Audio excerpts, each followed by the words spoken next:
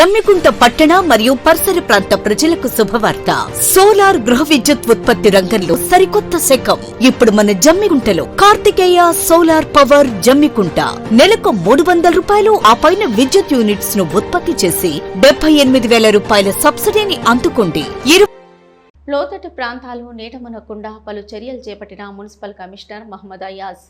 Jammikunta municipality పరిధిలో గల లోతట్టు ప్రాంతాలు, housing board colony, Ambedkar colony, Krishna colony లాంటి పలు కాలనీలలో నీటి ఉధృతి పెరిగినప్పుడు ఏర్పడ్డ చెత్తను 100 రోజుల ప్రత్యేక కార్యక్రమంలో భాగంగా శనివారం ముందస్తుగా చెత్తను తొలగించినట్లు మున్సిపల్ కమిషనర్ మహమ్మద్ అయాజ్ తెలిపారు. ఈ సందర్భంగా మున్సిపల్ కమిషనర్ మహమ్మద్ అయాజ్ మాట్లాడుతూ జమ్మికుంట ఆబాది జమ్మికుంట పోయే మార్గంలో గల రోడ్డు డ్యామ్ మత్తడి కాల్వను చెట్ల పొదలు తొలగించి శుభ్రం చేయడం జరిగింది.